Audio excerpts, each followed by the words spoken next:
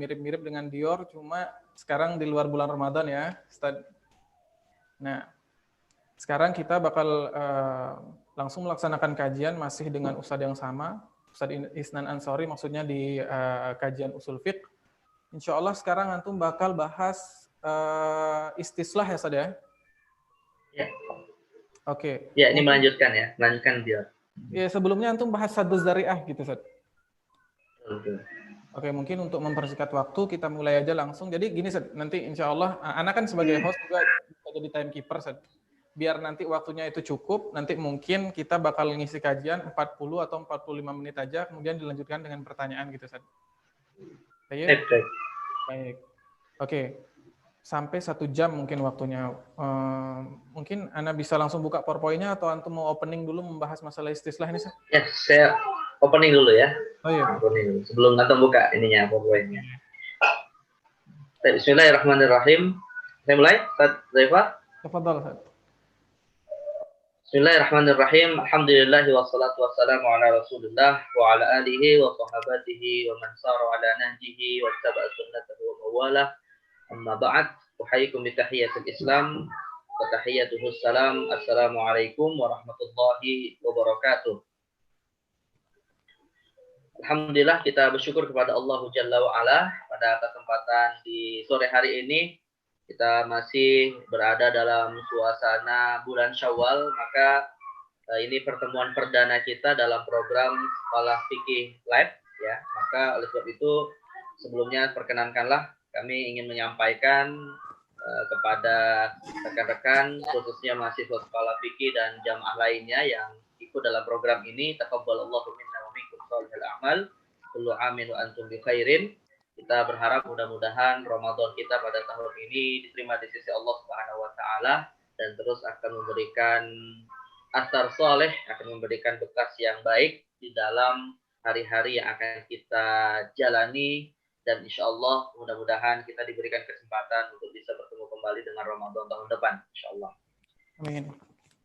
Diamankan Allah SWT dan Ustaz Huzaifah, biasa sebelumnya sama Ustaz Lukman ini ya, sama host yang baru. Jadi mudah-mudahan ada suasana baru. Jadi ini kita sebenarnya Ustaz Huzaifah dalam program Sekolah Fikih Lab yang bersama saya sebenarnya tidak fokus dalam kajian usul fikih ya. Jadi insya Allah kita nanti akan membahas dalam jadwal yang sudah dibuat sebulan ke depan untuk bulan Syawal atau bulan Mei dan Juni.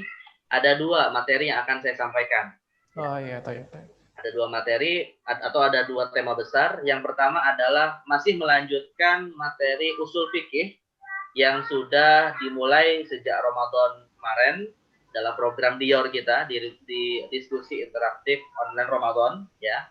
Dan insya Allah nanti juga akan membahas tema fikih, babnya adalah toharoh. Nah, jadi bab yang mendasar di dalam bab fikih. Jadi ada 2 ya, usul fikih dan toharoh.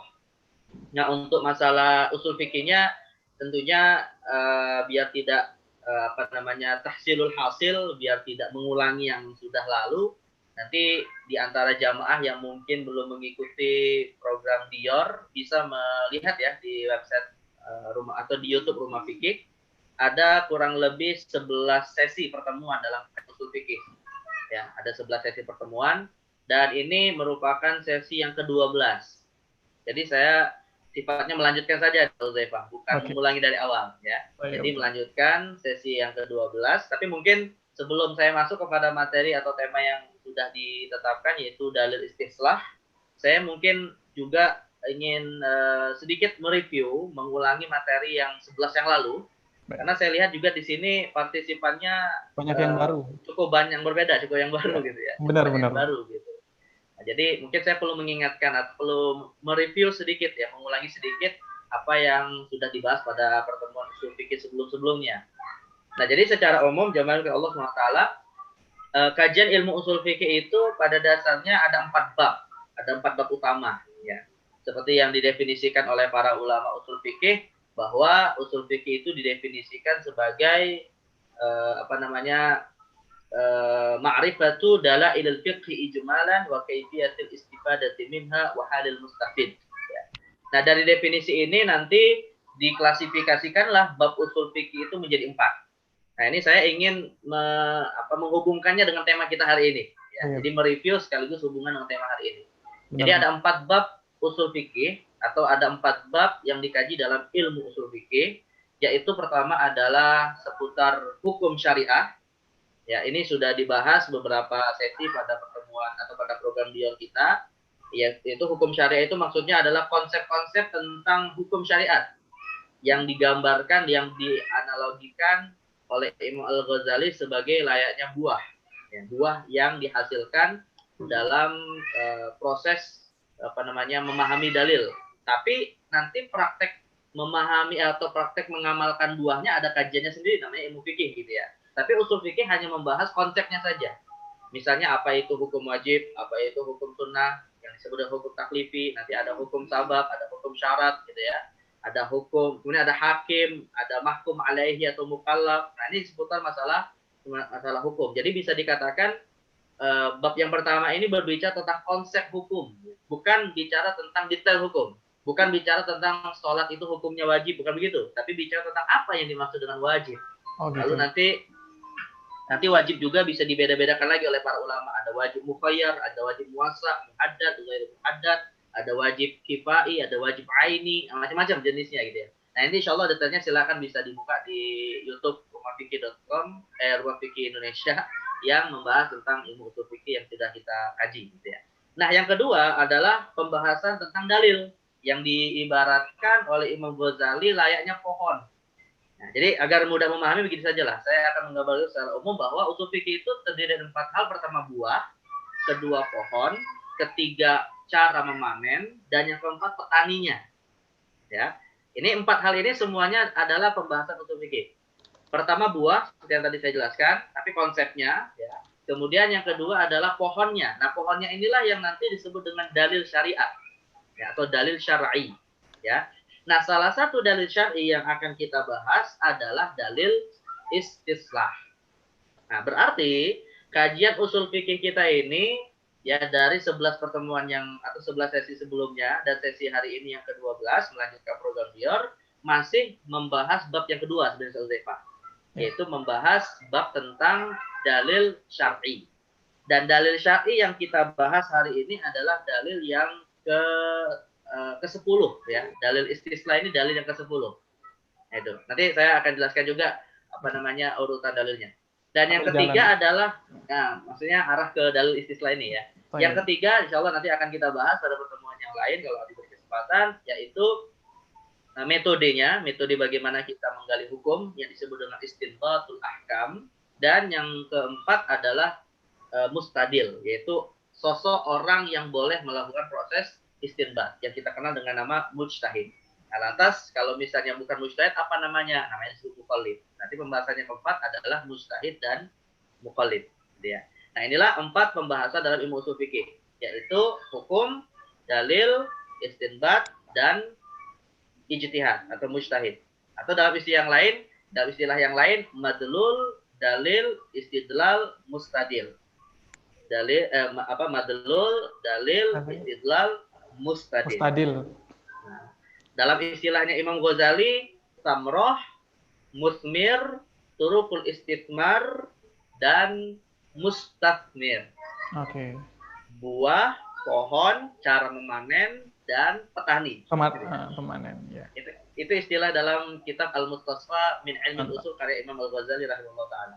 Ya, tamroh, buah, kemudian musmir, pohonnya, lalu turukul istithmar, metode memanen buah dari pohon tersebut, dan mustafmir, yaitu petani yang memanen buahnya. Nah, ini 4 hal inilah yang kemudian disebut dengan ilmu usul fikih. Ya. Nah, pada sesi ini yang ke-12, ya, sesi ke-12 atau sesi pertama dalam program Sekolah Fikih Live dan 11 sesi dalam program BIOR yang lalu, kita masih membahas bab tentang musmir atau bab tentang dalil. Ya, yang mana dalil yang akan kita bahas hari ini adalah dalil yang ke-10, yaitu dalil bukan yang ke-10, dalil yang ke-9 ya. Dalil yang ke-9 yaitu dalil istislah ya, dalil istislah. Nah, saya sedikit mungkin juga akan menjelaskan bahwa dalil ini sendiri oleh para ulama kemudian dibedakan menjadi 2. Ya, dalil secara umum dibedakan menjadi dua. Pertama ada dalil yang disepakati, dalil muttafaq alaihi, dan yang kedua ada dalil yang diperselisihkan legitimasinya, yaitu dalil mukhtalaf fihi. Iya. Nah, dalil muttafaq alaihi itu ada 4. Al-Qur'an, sunnah, ijma, dan qiyas. Ya, masing-masing silakan diikuti kajiannya di YouTube kita di Rumah Fikih ya, di official Rumah Fikih. Kemudian setelah dalil yang keempat ini sudah dibahas juga dalil-dalil yang diperselisihkan. Yang pertama adalah syar'u man qablana, yang syariat umat terdahulu. Yang kedua mazhab sahabat. Yang ketiga al-urf ya. Kemudian yang keempat adalah dalil sadduz zari'ah. Ya, dalil sadduz zari'ah. Berarti kita sudah membahas 4 dalil yang disepakati dan 4 dalil yang diperselisihkan. Ya, ada 8 dalil yang sudah dibahas dalam program Dior. Bisa nanti yang belum mengikuti untuk menontonnya di YouTube kita gitu ya. Nah, sekarang baru kita masuk kepada dalil yang diperselisihkan kelima, atau dalam urutan buku usul fikih yang saya tulis masuk dalam dalil yang ke-9. Oke. Tergambar ya Ustaz Zefa ya. Oke. Jadi ini dalil yang mukhtalaf fihi atau dalil yang diperselisihkan, poinnya yang kelima ya. Tapi dalil secara umum dalam urutan dalil yang disepakati dan seterusnya ini nomor yang ke-9. 9. Dan insyaallah pembahasan tentang bab yang kedua dalam ilmu usul fikih ini yang terkait dengan dalil masih akan tersisa 3 dalil lagi. Ya, masih tersisa 3 dalil lagi. Hari ini kita akan bahas dalil istislah yang ke-9. Kemudian yang ke-10 besok adalah dalil istihsan, dan untuk pertemuan berikutnya adalah dalil istishab. Nah, jadi untuk bab yang kedua usul fikih ini tersisa tinggal 3 pembahasan. Ya, insyaallah 1 bulan ke depan ini kita akan selesaikan dengan diselang-seling materi fikih tohar. Ya. Nah, ini secara umum ya konstruksi dari kajian usul fikih kita nih Ustaz Hudzaifah. Dan sebenarnya kalau ingin mengetahui lebih detail bisa dibaca ya di buku yang saya tulis, bisa didapatkan di Rumah Fikih. Judulnya adalah Ilmu Usul Fikih ya. Ilmu Usul Fikih di bukunya. Ini kalau jamaah yang belum memiliki, sudah dibahas atau sudah ditulis dalam buku tersebut. Baik, sekarang kita masuk Ustaz Hudzaifah kepada dalil yang ke-9. Oke. Dalil istislah atau sesi yang ke-12 dalam kajian usul fikih, melanjutkan program Dior ya, atau sesi yang pertama gitu ya. Sesi 12 atau sesi pertama untuk sekolah fikih live ya. Oke. Langsung Anda buka. Silakan dibuka PowerPoint-nya. Oke. Ya lebih memudahkan. Jadi saya metodenya Ustaz Zefa tidak pakai buku ya, tidak membaca kitab para ulama karena mungkin waktu kita yang terbatas dan metode belajar via Zoom ini kayaknya nggak cocok kalau baca kitab usul fikih ya. Jadi kita pakai PowerPoint saja. Baik. Sudah terlihat di ini Ustaz Zefa di di show power ini ya. Oh, di show. Dari halaman pertama. Ini halaman pertama, Ustaz. Langsung antum buka ini biar bergerak. Itu tuh, antum klik dulu enable editingnya yang di atas. Oh, enable editing dulu. Sebentar. Antum klik dulu. Ya. Oke. Nah, baru antum buka show-nya. Oke. Baik, Ustaz Zefa dan para jamaah sekalian yang dimuliakan Allah SWT. Sebenarnya pembahasan tentang dalil ini saya juga perlu mengingatkan bahwa paling tidak pokok pembahasan terkait dengan dalil di dalam ilmu usul fikih ini memang cukup radikal, karena pertanyaan yang mendasar di dalam kajian usul fikih itu adalah apakah suatu dalil bisa dijadikan dalil, ya, yang disebut dalam istilah ilmu usul fikih dengan istilah hujjiyah. Makanya kajian tentang dalil di dalam ilmu usul fikih itu bahkan mempertanyakan Al-Quran itu boleh nggak dijadikan dalil, atau Al-Quran itu bisa nggak dijadikan dalil, kemudian Sunnah itu bisa nggak dijadikan dalil.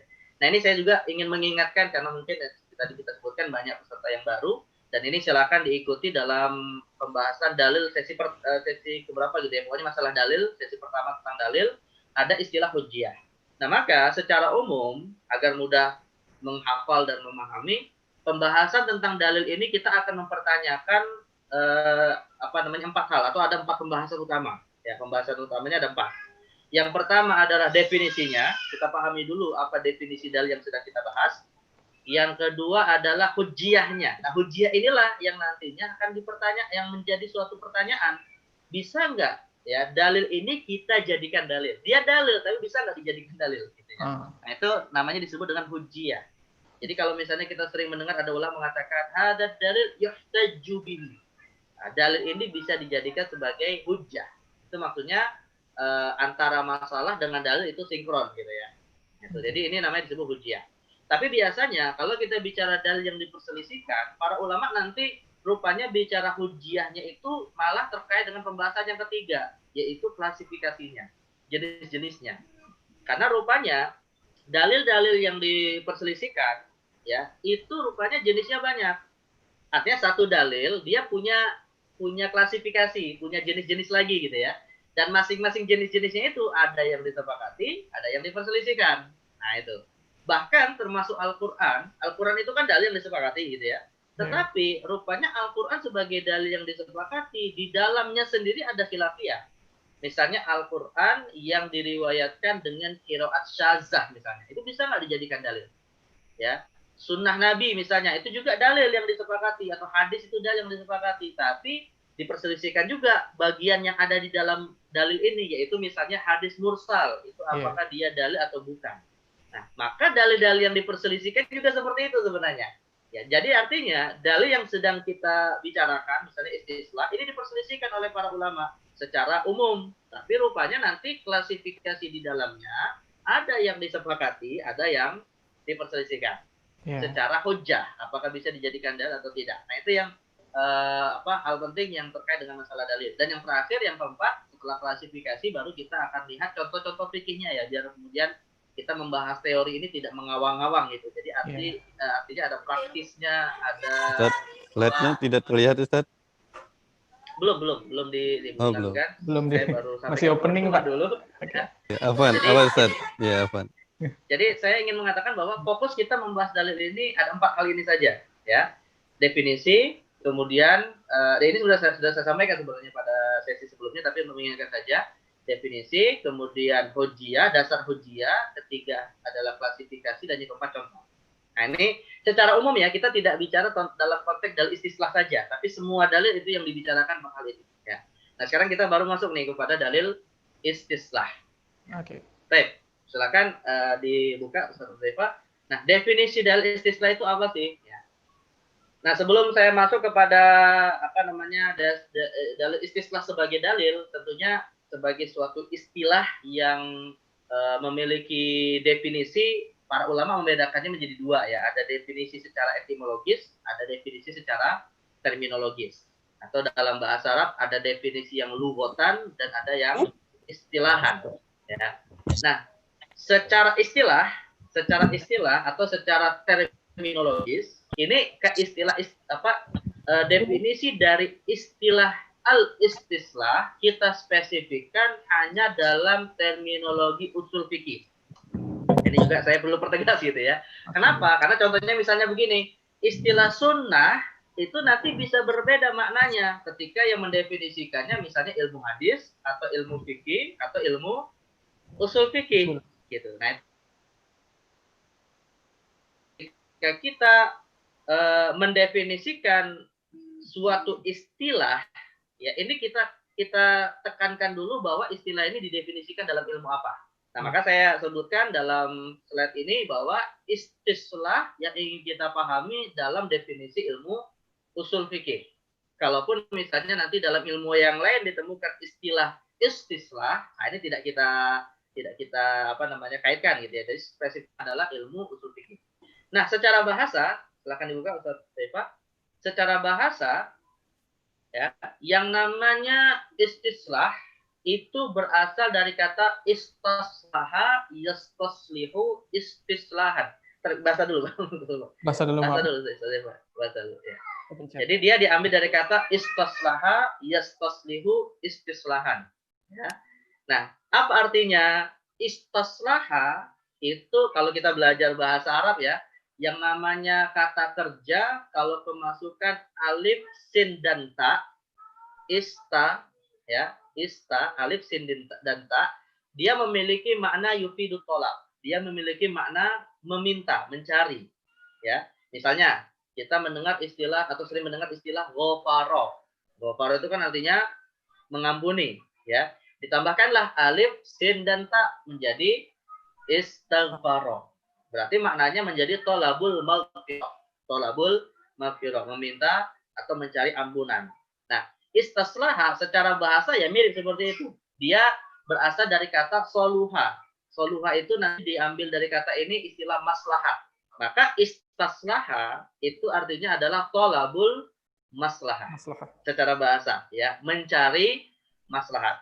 Nah, secara umum intinya adalah berkisar kepada makna mencari maslahat ini, ya, mencari, mendapatkan, dan setelah didapatkan kemudian memelihara maslahat tersebut, ya. Nah, namun saya perlu sampaikan juga bahwa istilah maslahat ini tidak identik dengan manfaat, ya, Zaifa ya. Jadi kita kan sering mendengar kaidah darul mafasid muqaddamun ala jalbil masalih. Sebenarnya ini dikritik oleh para ulama istilah kaidah ini. Yang lebih tepat adalah darul mafasid muqaddamun ala jalbil manafi'. Gitu ya. Ala jalbil manafi'. Kenapa? Karena manfaat itu salah satu jenis dari maslahat. Tapi maslahat tidak selalu wujudnya manfaat. Ya. Kenapa? Karena yang namanya mencegah bahaya, darul mafasid itu maslahat. Ya, mencegah bahaya itu termasuk maslahat. Sebagaimana mengambil manfaat juga termasuk maslahat.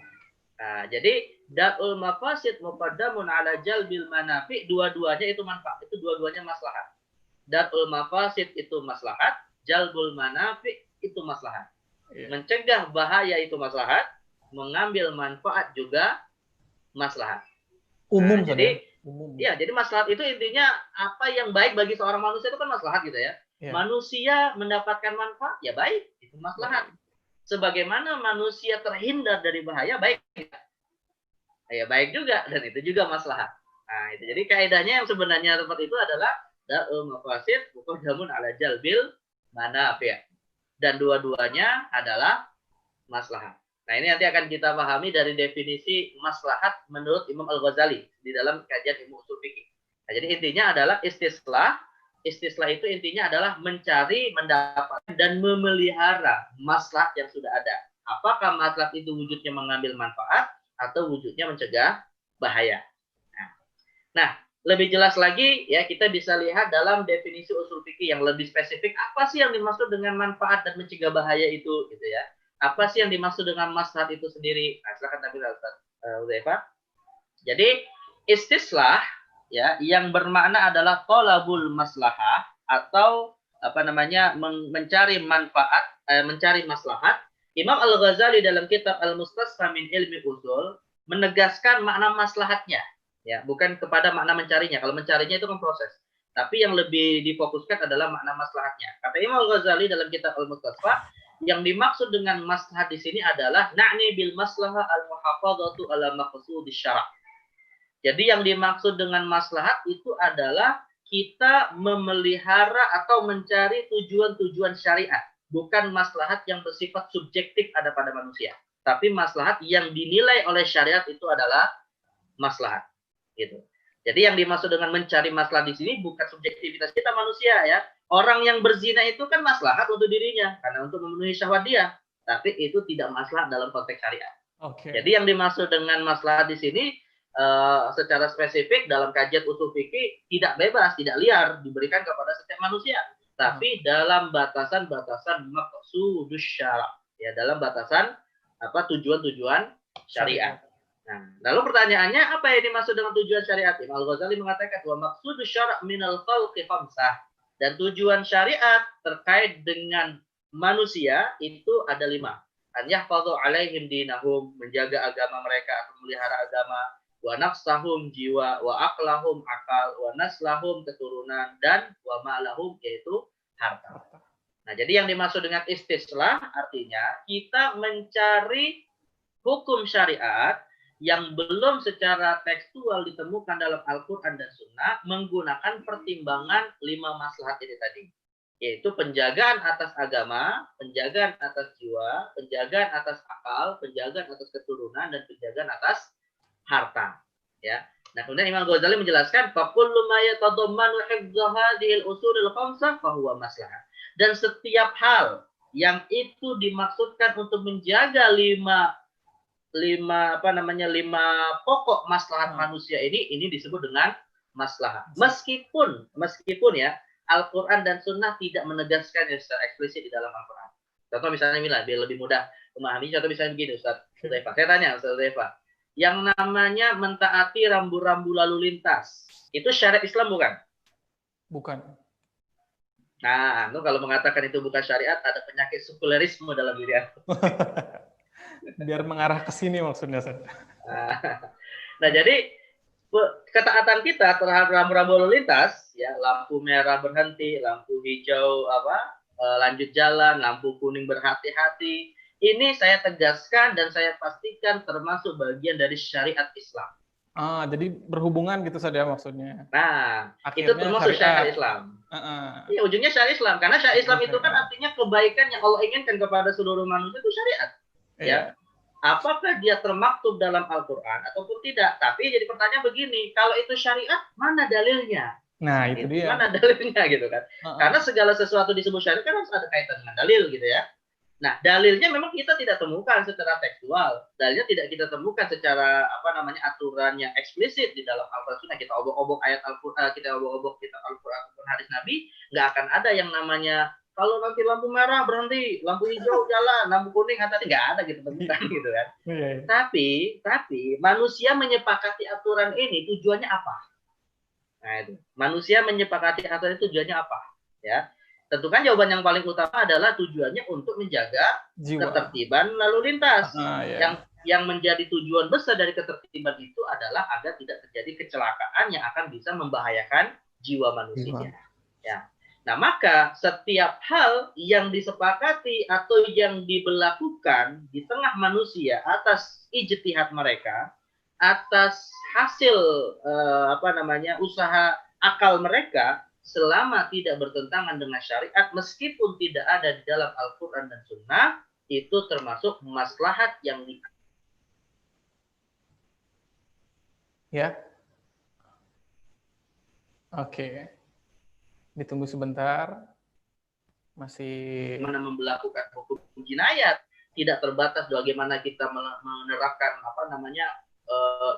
menerapkan akad-akad syar'i yang ada di dijual beli dan di akad-akad antar manusia, tidak, tapi seluruh maslahat yang tidak bertentangan dengan syariat, hakikatnya itu adalah syariat Muslim. Yang kalau dalam ilmu tafsir kadang disebut dengan istilah kalamullah al-kauni. Nah, bisa juga disebut dengan itu. Firman Allah yang bersifat kauni, yang ada di alam semesta. Bukan kalamullah yang bersifat bersifat nakli atau bersifat Qur'ani gitu ya. Karena kalamullah atau syariat Allah atau firman Allah itu ada yang memang termaktub, ada yang tidak termaktub. Nah, yang tidak termaktub inilah diantaranya adalah, atau yang menjadi poin utamanya adalah menghadirkan kelima maslahat bagi manusia ini tadi. Nah, maka kata Imam Ghazali, wa kullu ma yufawwitu hadhil usul fa huwa mafsadah wa setiap hal yang bisa menghadirkan kelima usul ini tadi, pemeliharaan atas 5 hal ini tadi, dan setiap hal yang bisa menghilangkan ya, yang bisa merusak kelima atau salah satu dari kelima hal ini tadi, maka itu disebut dengan mafsadah wa daf'uha maslahah. Dan menjaga atau memeliharanya atau menghindarkannya dari setiap bahaya adalah maslahah. Nah, jadi intinya ingin saya tegaskan bahwa yang dimaksud dengan dalil istislah maksudnya adalah kita mencari ya, usaha untuk mencari atau menetapkan hukum syariat dengan menggunakan pertimbangan 5 maslahat ini tadi. Selama tidak ditemukan dalam Al-Quran dan Sunnah. Ya, kalau ditemukan dalam Al-Quran dan Sunnah selesai, berarti dalilnya adalah Al-Quran dan Sunnah gitu kan. Yeah. Karena istislah ini semacam dalil-dalil akhir ya. Kalau dari sisi tertibnya ya jangan istislah dulu, kita cari Al-Quran Sunnah dulu dasarnya gitu ya. Dan kita tetap meyakini setiap yang ada dalam Al-Quran Sunnah pasti maslahat bagi manusia. Tapi rupanya secara eksplisit. Saya bukan mengatakan Al-Quran tidak menjawab ya, tapi Al-Quran tidak secara eksplisit menjawab. Al-Quran menjawabnya dengan implisit, menggunakan melalui kesimpulan terhadap 5 masalah Quran sebenarnya. Tapi itu sifatnya implisit. Tapi tidak semua masalah yang ada di tengah manusia itu dijawab secara eksplisit. Tidak semuanya dijawab secara tekstual. Maka disinilah ada proses ijtihad yang datang dari para ulama dengan mempertimbangkan 5 maqasidus syariah atau 5 maslahat terkait dengan 5 kebutuhan primer manusia, yaitu agama, jiwa, akal, kemudian keturunan, dan yang terakhir adalah harta. Nah, detailnya ini kita baru bicara secara umum ya. Rupanya nanti ada disepakati dari diperselisihkan. Nah, detailnya kita buka lanjut kepada klasifikasi. Ya. Nah, di dalam kajian usul fikih, maslahat kemudian dibedakan menjadi 2. Ada maslahat yang dibedakan berdasarkan legitimasi syariat. Yang saya maksud syariat di sini adalah apa yang ada secara tekstual dalam Al-Quran dan Sunnah. Ya. Jadi syariat di sini lebih spesifik itu apa ketentuan yang ada dalam Al-Quran dan Sunnah. Dan yang kedua, maslahat dibedakan berdasarkan kualitas. Karena maslahat juga ada marotipnya, ada tingkatannya. Ya. Kalau berdasarkan legitimasi syariat, maka maslahat dibedakan oleh para ulama menjadi 3. Jadi buka Ustaz Zulfa, ya, maslahat dibedakan oleh para ulama menjadi 3 berdasarkan pertimbangan syariat. Pertama, maslahah mu'tabarah, kedua maslahah mulghah, dan yang ketiga maslahat mursal. Ya. Kalau untuk maslahat yang mu'tabarah, maka semua ulama sepakat bahwa maslahat mu'tabarah ini dalil. Ya, maslahat mu'tabarah ini dalil. Dibuka lagi Ustaz, buka. Semua ulama sepakat bahwa maslahat mu'tabarah, buka lagi, ini adalah hujjah atau dalil. Semua ulama sepakat. Tapi yang menjadi pertanyaan, apa sih yang dimaksud dengan maslahat mu'tabarah? Gitu ya. Jadi maslahat mu'tabarah, tutup dulu. Yang dimaksud dengan maslahat mu'tabarah adalah setiap kemaslahatan yang sudah dilegitimasi secara langsung oleh Al-Quran dan hadis, ini namanya disebut hukum mansus, atau dilegitimasi melalui analogi kepada hukum mansus terhadap hukum yang tidak mansus yang disebut dengan kias. Nah, penjelasan tentang kias nanti silakan ditonton di dalil kias ya. Jadi artinya begini Ustaz Zulfa, saya mengatakan setiap hukum yang didasarkan kepada teks Al-Quran dan hadis atau didasarkan kepada kias, ini istilah lainnya dalam ilmu usul fikih disebut dengan maslahah mu'tabarah. Contoh misalnya begini, Al-Quran mengharamkan khamar, ya. Al-Quran mengharamkan khamar. Di dalam Al-Quran Allah mengatakan innamal khamru wal maisir wal ansab wal azlamu rijsun min amali syaitan fajtanibu. Bahwa Allah memerintahkan kita untuk menjauhi khamar dan menjauhi beberapa hal yang disebutkan dalam ayat ini. Misalnya kita contohkan adalah khamar, ya. Dan khamar adalah minuman memabukkan yang bisa menghilangkan fungsi akal. Padahal penjagaan terhadap akal termasuk bagian dari tujuan syariat. Tetapi khamar yang bisa merusak akal ini kan ada larangannya dalam Al-Quran. Nah, ini namanya disebut dengan maslahat mu'tabarah. Kenapa? Karena secara tekstual kita temukan di dalam Al-Quran. Maaf, saudara, saya sebentar mau ngambil casan. Ini laptopnya mau habis baterainya. Baik, tafadhal Ustaz, tafadhal. Ya, bentar dulu ya. Ya.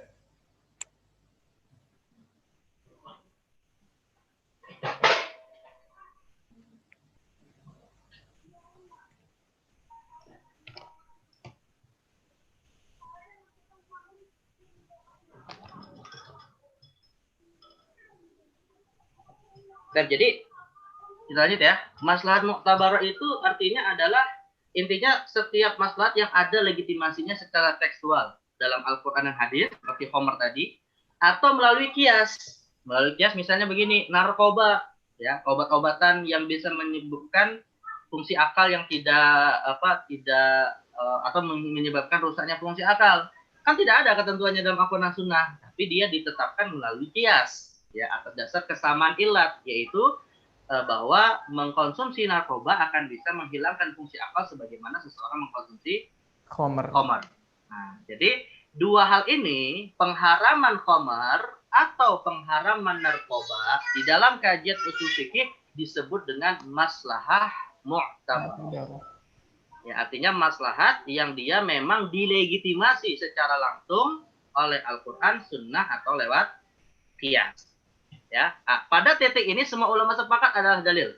Pada titik ini semua ulama sepakat dalil. Ya, apakah mau disebut dengan Al-Quran, atau mau disebut dengan dalil hadis, atau mau disebut dengan dalil qiyas, atau disebut dengan dalil maslahat mu'tabar. Ini cuma penyebutan istilah saja yang berbeda, tapi pada hakikatnya statusnya sama. Ya, dia muttafaq. Sedangkan Muttafaq lah. Ya, pada titik ini muttafaq, ijma, ya, tidak ada persoalan. Ya.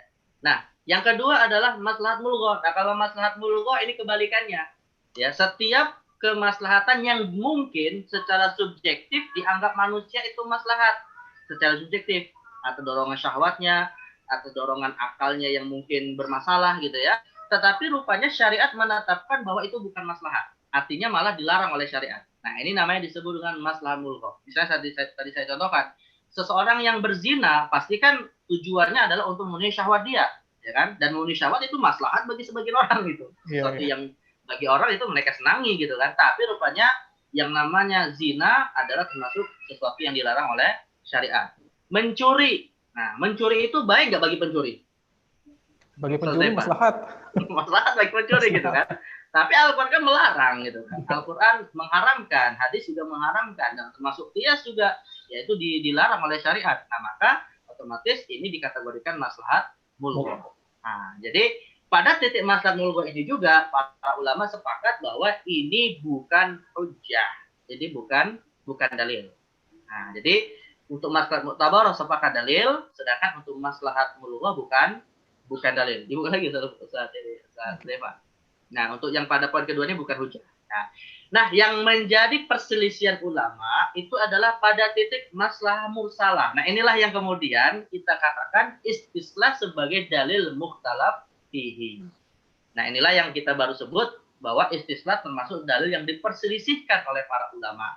Artinya apa? Karena maslahat yang kedua, yang pertama dan yang kedua itu sudah disepakati status hukumnya. Tapi untuk yang ketiga inilah yang menjadi perselisihan, itu masalah mursalah. Nah, pertanyaannya apa ini maksud dengan mursalah? Kalau maslahat mu'tabar itu kan artinya maslahat yang diakui oleh syariat. Maslahat mulgha adalah maslahat yang tidak diakui oleh syariat. Nah, mursalah itu artinya adalah sesuatu yang mutlak. Belum ada pengakuan, tapi juga tidak ditemukan penolakan gitu ya. Nah, didefinisikan oleh para ulama sebagai kullu manfa'ah dakhila fi maqasidis syari' al-khamsah, setiap manfaat yang dia terkait dengan 5 tujuan syariat, penjagaan atas agama, jiwa, akal, keturunan dan harta, tapi duna an yakuna laha syahidun bil i'tibari awil ilgha. Namun tidak ditemukan landasan dalilnya secara pasti yang mengakuinya sebagai maslahah mu'tabarah atau menolaknya hingga dia menjadi maslahat mulgha. Jadi posisinya tengah-tengah nih antara maslahat mu'tabarah dengan maslahat mulgha. Nah, saya ingin kasih contoh seperti yang tadi sudah kita bahas, yaitu kewajiban mentaati rambu-rambu lalu lintas. Itu termasuk maslahat mursalah. Ya.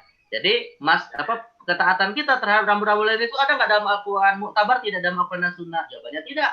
Ya. Tapi ada nggak penolakannya juga dalam Al-Quran dan Sunnah? Jawaban juga tidak, gitu kan? Berarti dia posisinya di tengah, namanya maslahat mursalah. Jadi kalau misalnya ditanya apa contoh maslahat mursalah di antaranya? Ya ini tadi, kewajiban mengikuti aturan rambu-rambu lalu lintas. Nah, itu termasuk jadi hukumnya wajib gitu kan? Ya, itu nanti kesimpulan akhirnya gitu ya. Oke. Kesimpulan akhirnya nanti para ulama sepakat itu wajib gitu ya. Tapi secara konsep ini maslahat mursalah yang diperselisihkan. Konsepnya diperselisihkan.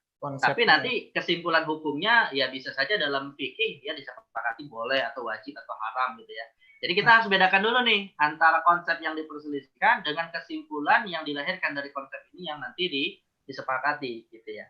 Jadi bisa jadi begini Ustaz Lukman, Ustaz Zefa. Jadi di dalam hubungan antara usul fikih dan fikih ini unik ya. Hubungan antara usul fikih dengan fikih ini unik. Bisa jadi dalilnya disepakati tapi kesimpulan hukumnya diperselisihkan. Bisa aja kesimpulan hukum di dalam fikih maksud saya ya. Bisa jadi dalilnya diperselisihkan, tapi kesimpulan hukum fikihnya disepakati. Nah itu bisa seperti itu. Gitu ya. Jadi Nah, kadang ini walau di jalan menuju jalannya diperselisihkan, tapi nanti hasil akhirnya disepakati gitu. Disepakati. Dan sebaliknya bisa begitu. Sebaliknya juga bisa jalannya awalnya bareng, tapi nanti tujuannya berbeda. Oke. Nah, itu mungkin seperti itu gitu ya. Ya bagi kita yang bukan mujtahid, kesimpulan akhirnya tentu bukan di usul fikih. Ini kan kita hanya membaca saja bagaimana prosesnya. Bagi kita sebagai seorang muqallid yang mengikuti pendapat para ulama, ya ujungnya adalah di fikih. Ya, walaupun nanti di fikih bisa saja ulama nanti beda pendapat, bisa jadi ulama juga sepakat. Nah, itu tentu kesimpulan akhir yang kita tinggal nikmati saja. Tapi prosesnya adalah bisa jadi seperti yang tadi kita sebutkan. Dan yang ketiga, ya jalannya sama, kesimpulan hukumnya juga sama. Atau yang keempat, jalannya beda, kesimpulan hukumnya juga beda. Ya mungkin juga gitu ya. Jadi ada empat kemungkinan. Hubungan antara usul fikih dengan fikih ini ada 4 kemungkinan. Jalannya sama, kesimpulannya sama. Jalannya beda, kesimpulannya beda. Jalannya sama, kesimpulannya beda. Jalannya beda, kesimpulannya sama. Nah itu ada 4 kemungkinan itu. Mantap. Nah ini intinya masalah mursalah itu tidak ada legitimasi langsung dan tidak ada penolakan langsung ya dari syariat. Nah inilah yang menjadi titik perselisihan para ulama. Makanya Ustaz Uzaifah ketika belajar usul fikih dulu di Libya, ya kadang kan ulama menyebut dalil ini istislah, kadang disebut dengan maslahah mursalah. Nah, ada dua istilah yang sebenarnya poinnya adalah masalah mursalah, poinnya sebenarnya di situ. Tapi saya ingin menjelaskan dari awal istislah karena nanti istislah masalah juga macam-macam. Kemudian kualitasnya, mungkin waktunya agar. Ini sebelum antum lanjut ke kualitas, ini sepakatnya antum mau lanjutkan dulu, dilengkapi aja dulu atau antum mau langsung ke pertanyaan karena mungkin ini sekitar 10 atau 15 menit lagi, Ustaz. Saya mungkin percepat saja lah ya. Kita selesaikan biar sesi ini selesai dengan dari istislah. Iya lumayan seru juga sih, Ustaz. Jadi agak ngegantung gitu kalau nggak dilanjutkan. Oke. Poinnya sih sudah kita temukan itu ya. Tapi saya percepat sedikit saja. Nah dari sisi hujiyahnya ini kita bicara konsep saja secara umum gitu ya. Secara umum para ulama secara hujiyah berbeda pendapat. Nah pada titik inilah yang kita sebut dalil ini diperselisihkan. Nah, ada 3 pendapat. Ada yang mengatakan itu hujjah seperti mazhab ada yang mengatakan bukan hujjah seperti mazhab Syafi'i. Ya, artinya mazhab Syafi'i tidak menggunakan masalah mursalah sebagai dalil, artinya mencari dalil yang lain ya kalau mendapati suatu masalah. Kemudian secara mutlak mazhab Maliki menerimanya sebagai dalil. Sebenarnya sebagian Maliki tidak secara umum mazhab Maliki, sebagian ulama Malikiyah misalnya seperti Najmuddin At-Tufi misalnya ya itu mazhab Hambali ya. Tapi konsep mazhab Maliki tetap termasuk yang banyak mengambil masalah mursalah. Dan kebanyakan ulama mengatakan dalil tapi dengan syarat. Jadi ada 3 pendapat.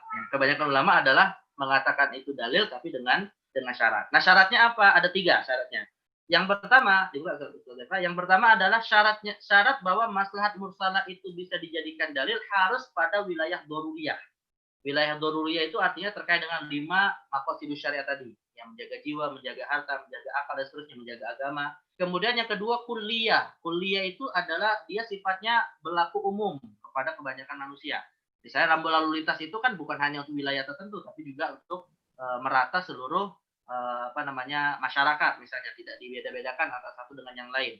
Dan yang ketiga qat'iyah. Qat'iyah itu artinya maslahatnya itu pasti, bukan sesuatu yang diprasangka. Jadi memang betul-betul ada maslahatnya.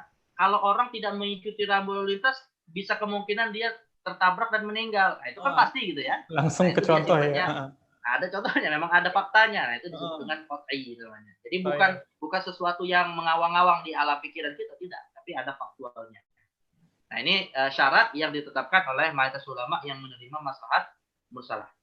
Kemudian berikutnya maslahat mursalah ini, ini saya sebenarnya sebagai tambahan saja ya. Karena begini, para ulama ada yang menyebut atau misalnya begini, ada sebagian besar ulama mengatakan konsep bid'ah hasanah. Ya, bid'ah hasanah ini kan termasuk konsep yang diperselisihkan ya. Ada yang menolak, ada yang menerima ya. Tapi bisa jadi yang menolak bid'ah hasanah sepakat kepada kesimpulan hukumnya, namun menyebutnya dengan istilah maslahah mursalah. Contoh misalnya begini, Ustaz. Di zaman Abu Bakar As-Siddiq, ya, para sahabat sepakat Al-Quran dibukukan dalam satu mushaf. Padahal di zaman Rasulullah tidak ada. Nah, bagi para ulama yang menerima bid'ah hasanah, mereka menyebutnya dengan istilah bid'ah hasanah. Tidak ada di zaman Nabi, tapi diterima, namanya bid'ah hasanah. Oke. Tapi bagi yang menolak bid'ah hasanah, menyebut dengan istilah lain, yaitu maslahah mursalah. Nah, jadi istilahnya beda, kesimpulan hukumnya sama. Nah, ini sebagai tambahan saja. Dan yang terakhir, dari sisi kualitas, kemudian maslahah mursalah dibedakan menjadi tiga. Menjadi tiga. Ada maslahat daruriyat, atau yang kita kenal dengan istilah maslahat yang primer, semua manusia pasti akan membutuhkannya, dan kalau hilang salah satunya maka tidak kehidupan manusia menjadi tidak sempurna. Dan yang kedua, maslahat sekunder, haji. Nah, ini dia bukan berarti merusak kemaslahatan manusia, tapi bisa membuat kesulitan ya kalau tidak diambil. Kemudian ada maslahat tahsini atau yang disebut dengan tersier. Ya. Tentunya di tiga maslahat ini kita harus mendahulukan yang doruri atas haji, baru kemudian tahsini. Jangan kemudian keliru dalam tingkatannya. Nah, ketiga hal ini tadi semuanya bisa kita sebut dengan apalagi yaitu maqasidus syariah. Yang mana maqasidus syariah ini seperti yang tadi kita sudah sebutkan, dia intinya adalah melakukan proses pemeliharaan terhadap kelima maslahat. Nah, juga yaitu hifdzuddin, menjaga agama, hifdzul nafas, menjaga jiwa, hifdzul akal, menjaga akal, hifdzu al-mal, menjaga harta, dan hifdzul nasal, menjaga keturunan atau kehormatan. Nah, jadi inilah konsep dalil istislah yang dikaji dalam ilmu usul fikih. Tapi secara spesifik dalil istilahnya adalah pada wilayah maslahah mursalah. Ya. Okay. Saya ada masukan di slide ini ada contoh-contohnya, tapi mungkin nanti bisa dibagi ke jamaah ya, karena waktu yang mungkin terbatas. Ini juga kayaknya ada yang bertanya. Kita langsung buka aja sesi tanya jawab. Udah ada yang langsung raise hand nih, Sad. Mungkin langsung bisa bertanya kepada antum ya. Di sini ada Bapak Ahmad MZ. Saya unmute dulu. Silakan. Oke, silakan Bapak Ahmad bertanya langsung ke Ustadz Isnan. Assalamualaikum Ustadz. Waalaikumsalam. Iya, takabari kali. Sama Pak Ahmad. Saya sebenarnya punya banyak pertanyaan nih, tapi terserah Ustadz lah mau dijawab apa enggak. Mengingat ini waktunya juga kayaknya sedikit ya. Yang pertama ini Ustadz, ini kan semalam Ustadz Zarkasi mengajari tentang qawaid fikih. Saya nggak tahu, saya masih ngambang itu perbedaan antara qawaid fikih dengan yang usul fikih Ustadz. Satu. Yang kedua mengenai dalil yang tidak disepakati itu amalan Ahlul Madinah termasuk enggak? Itu yang kedua. Yang ketiga Ustadz, tadi Ustadz mencontohkan lampu lalu lintas ya. Bayangan saya gini, apakah setiap aturan hukum positif di dalam kerangka bernegara itu selama dia bertujuan untuk mencari manfaat, menggali manfaat kepada halayak ramai gitu, apakah bisa dimasukkan sebagai syariat Islam gitu? Itu yang ketiga. Yang keempat, saya jadi ingat kasus ini Ustadz, yang iuran BPJS. Itu kan yang mengenai yang mursalah ya, masalah mursalah. Itu di satu sisi ada kerugian buat yang bayar, di sisi lain ada penerima yang dapat manfaat Ustadz. Nah ini kita menyikapinya gimana Ustadz? Tahun lalu kan kalau nggak salah ada perkumpulan ulama yang mengharamkan itu. Tapi kemudian kalau nggak salah ada koreksi atau gimana saya nggak tahu. Silakan Ustadz. Baik. Saya mungkin jawabnya pendek-pendek aja ya. Ini pertanyaannya bagus-bagus sebenarnya. Jadi gini Pak Ahmad, kaidah fikih itu nanti disebut dalam bahasa dengan qawaid fiqhiyah. Jadi hubungan antara kaidah fikih dengan usul fikih dari sisi istilah kaidahnya ya. Kalau kaidah fikih disebut dengan qawaid fiqhiyah, tapi kalau usul fikih yang nanti juga akan melahirkan kaidah namanya disebut dengan qawaid usuliyah. Ya. Jadi ilmu fikih, ilmu usul fikih. Ini ada dua ilmu nih, ada ilmu fikih, ada ilmu usul fikih. Ilmu fikih melahirkan kaidah, ilmu usul fikih melahirkan kaidah. Kaidah yang dilahirkan dari ilmu fikih namanya qawaid fiqhiyah, dan kaidah yang dilahirkan dari ilmu usul fikih namanya qawaid usuliyah. Nah, itu dari sisi istilah kaidahnya gitu ya. Tetapi memang secara faktual antara kaidah fikih dan kaidah usul fikih nanti kadang sejalan, dua-duanya bisa dipakai sebagai dalil juga. ketika mendapati masalah baru. Makanya Fatwa Majelis Ulama Indonesia itu kalau kita lihat dalam konstruk fatwanya itu tidak sedikit menggunakan kaidah fikih. Padahal sebenarnya kalau dalam memfatwakan sesuatu harusnya kan kembali ke kaidah usul fikih gitu ya. Tapi kok malah rujukannya ke kaidah fikih karena rupanya kaidah fikih ini juga di antara dasarnya kepada kaidah usul fikih juga gitu ya. Nah, jadi kalau misalnya kita buat urutannya ya, kalau kita buat urutannya sebenarnya begini urutannya, usul fikih dulu, baru fikih, baru kaidah fikih. Itu urutannya begitu. Usul fikih, kaidah fikih. Nah, ini kalau dari sisi urutan. Tapi kadang ketika kaidah fikih, lahir kaidah fikih, bisa juga naik dia menjadi usul fikih gitu ya. Misalnya di antara pembahasan ilmu usul fikih itu ada dalil namanya al-urf, tradisi. Nah, uruf itu merupakan salah satu di antara dalil-dalil yang diperselisihkan oleh para ulama. Tapi di dalam ilmu kaidah fikih, al-uruf itu juga menjadi kaidah, yaitu al-adah muhakkamah, bahwa tradisi itu bisa menjadi dasar hukum. Nanti dia naik jadi usul fikih gitu ya. Nah, jadi intinya sih sederhananya hubungannya begini saja, usul fikih, kaidah fikih. Nah, itu. Tapi tentunya kepentingan kita yang mengamalkan ajaran Islam sebenarnya bukan di usul fikih, bukan di kaidah fikih, tapi di hukum fikihnya yang akan kita cari tahu hukum haram, wajib, makruh, sunnah, mubah dan seterusnya. Itu kepentingan kita di situ sebenarnya. Ya, karena itu yang menjadi titik terakhir dalam kajian usul fikih atau dalam kajian kaidah fikih. Baik. Ini pertama. Yang kedua apa tadi? Saya lupa. Ya. Yang kedua tentang kayaknya rambu lalu lintas gitu, Ustaz. Enggak, ini yang Bentar, ketiga. Pak Ahmad biar ditanya lagi. Kedua apa tadi? Yang amalan Ahlul Madinah itu. Oh, amalan Madinah ya. Ya. Sebenarnya amalu Ahlul Madinah itu termasuk dalil yang diperselisihkan. Tapi saya pribadi di dalam buku yang saya tulis, saya masukkan menjadi salah satu varian dari ijma', Pak Ahmad. Saya masukkan sebagai varian dari ijma'. Namanya disebut dengan ijma'at khosoh. Ijma' yang sifatnya spesifik. Karena rupanya ijma'nya bukan hanya untuk amal Ahlul Madinah, nanti ada ijma' Ahlul Kufah, ada ijma' Ahlul Bait, ada ijma' Khulafaur Rasyidin gitu ya. Nah, jadi istilah amal itu juga sebenarnya identik dengan istilah ijma', tapi dia sifatnya lokalistik, hanya pada wilayah kota Madinah, dan itu pun hanya berlaku pada masa Rasulullah dan sahabat. Gitu. Kalau sekarang apakah berlaku kesepakatan orang-orang Madinah? Ya nggak berlaku, karena hanya dibatasi pada masa Rasulullah dan para sahabat. Jauh ya. Jauh sekali. Ya, sekarang orang Madinah punya tradisi baru yang bisa jadi bertentangan dengan syariat. Bisa jadi. Nah, tapi kalau dalam kajian usul fikih yang saya susun, saya memasukkannya menjadi ijma' khosoh, ya, ijma' spesifik. Jadi dia menjadi bagian dari varian ijma', tapi sebenarnya yang diperselisihkan oleh para ulama dalam pembahasan ijma'. Nah, tapi ada juga nanti kitab usul fikih yang membahasnya menjadi dalil tersendiri, khususnya di kalangan mazhab Maliki gitu. Nah, ini dari sisi sistematikanya saja sebenarnya, dari sisi metode penyusunan kitab usul fikihnya saja. Nah, kemudian yang ketiga, rambu-rambu lalu lintas dan ada kaitannya dengan BPJS. Ya. Pertama begini, saya ingin mengatakan, tidak setiap hukum positif itu dikategorikan maslahat mursalah atau maslahat mu'tabarah. Yang harus kita persoalkan, yang harus kita jadikan sebagai timbangan adalah ada nggak berkesesuaian dengan syariat itu sendiri? Ada nggak yang berkesesuaian dengan ajaran Islam yang secara langsung termaktub di dalam Al-Quran dan Sunnah? Contoh misalnya untuk rambu-rambu lalu lintas yang sudah menjadi hukum positif di negara kita.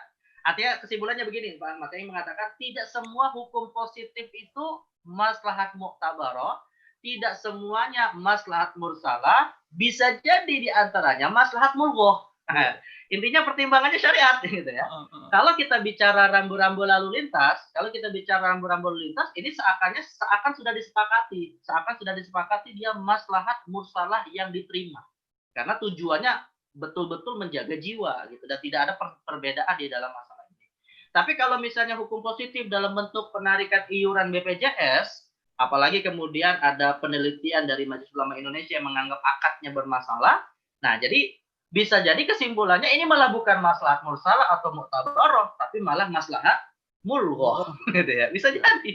Ya tergantung sejauh mana nanti para ulama menelitinya gitu kan. Nah, jadi saya sekali lagi menegaskan, ini kesimpulannya bahwa tidak setiap hukum positif yang disepakati dalam suatu aturan bernegara itu diterima 100% oleh syariat.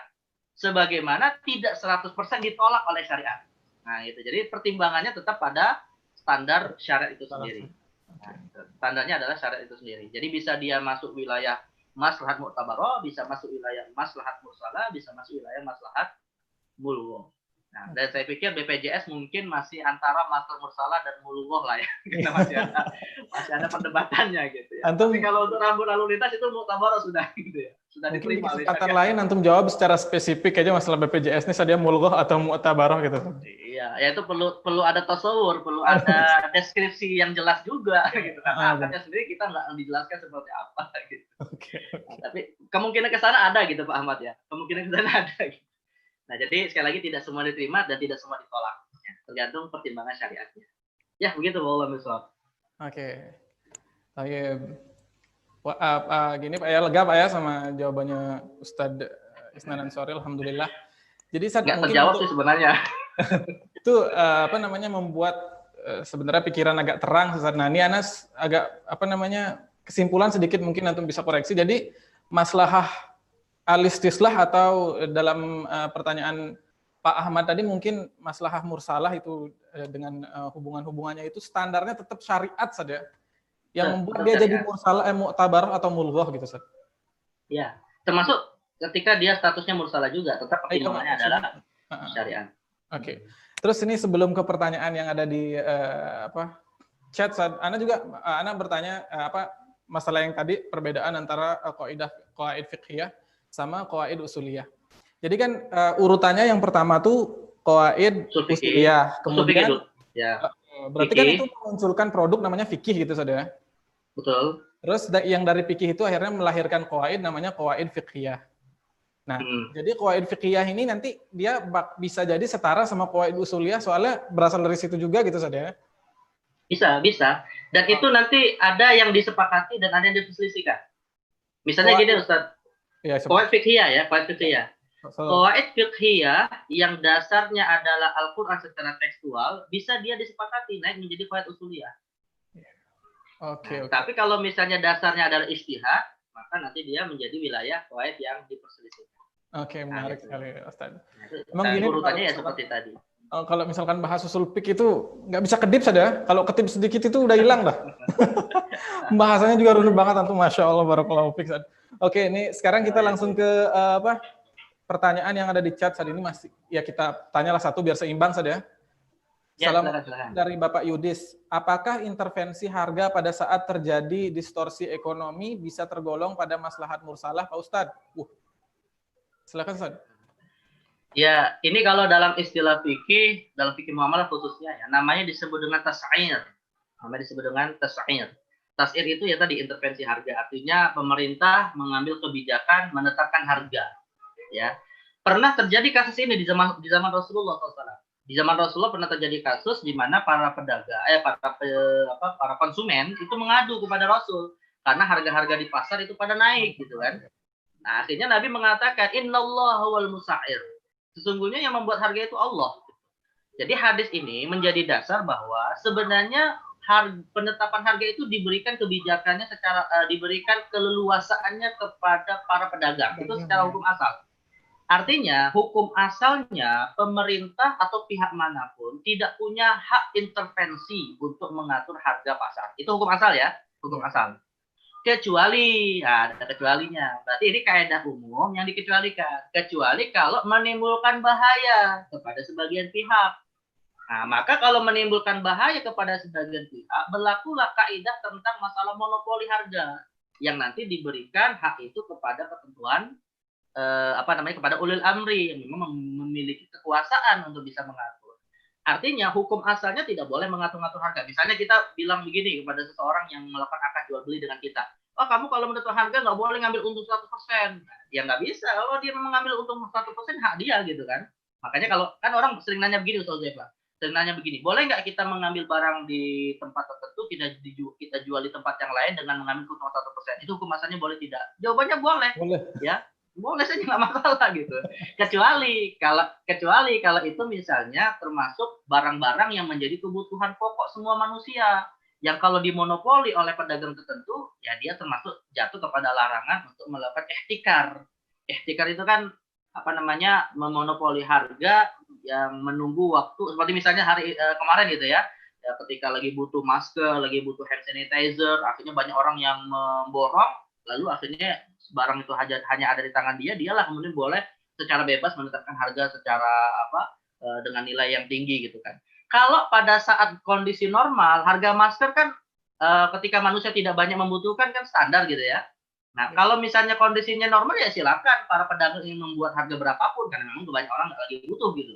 Tapi kalau pas lagi butuh, maka pemerintah harus intervensi. Dan ini tidak bertentangan dengan hadis tadi. Jadi saya ingin mengatakan hukum asalnya intervensi harga itu tidak boleh pihak manapun, hukum asalnya. Artinya dikembalikan kepada pedagang. Tapi kalau itu berakibat kepada berakibat kepada kerugian pihak tertentu, maka itu boleh. Dan kerugian ini standarnya kemana? Ya kembali kepada maslahat mursalah tadi.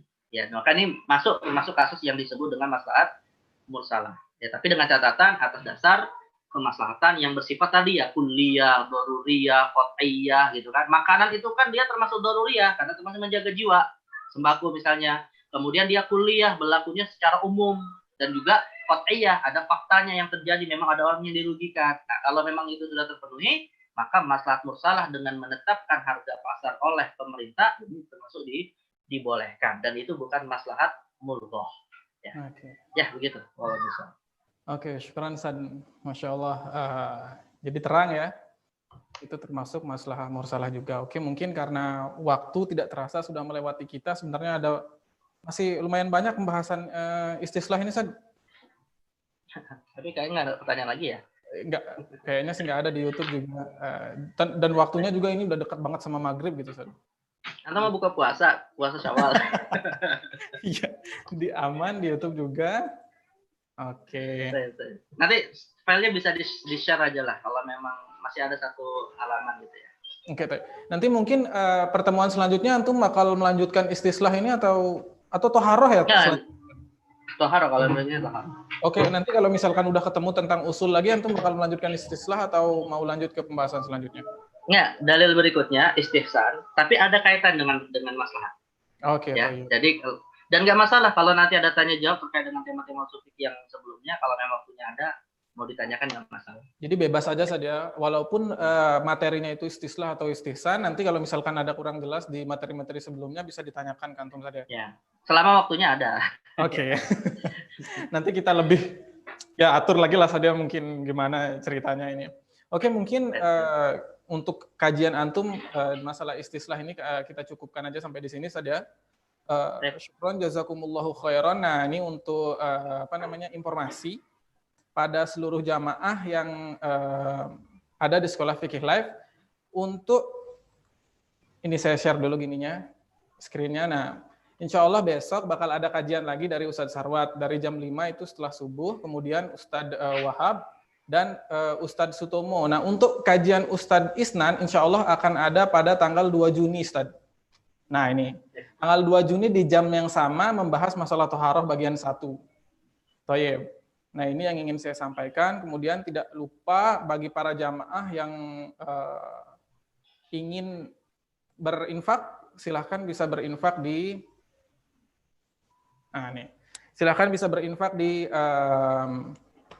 Bank Muamalat dengan nomor rekening 36003 kali 6321. Oke. Mungkin untuk pertemuan sekolah fikih live di Zoom ini tetap bisa diakses di rumah fikih dulu ya, Ustaz ya. Karena mungkin akses ke sekolah fikihnya masih diurus. Jadi kan nggak apa-apa, itu gampang aja, tinggal diketik sekolah fikih fikih.com kemudian bisa live langsung. Oke, mungkin dapat kami sampaikan. Semoga ilmu yang disampaikan oleh Ustadz Isnan Ansori bisa bermanfaat dan membuat ketakwaan kita makin bertambah ya, Ustaz ya. Amin ya rabbal alamin. Oke, sekali lagi terima kasih jazakumullahu khairan kami ucapkan kepada Ustadz Isnan yang telah menyampaikan ilmunya dan juga kepada seluruh pemirsa yang stay tune tetap menyaksikan Sekolah Fikih live ini dari awal hingga akhir. Tayyib. Mungkin hanya ini yang dapat saya sampaikan. Syukron Ustadz Isnan Ansori mungkin bisa meninggalkan tempatnya apabila ada kesibukan. Wabillahi taufiq wal hidayah. Wassalamualaikum warahmatullahi wabarakatuh. Baik, Saudara dan jamaah, saya pamit ya. Assalamualaikum warahmatullahi wabarakatuh. Waalaikumsalam warahmatullahi wabarakatuh.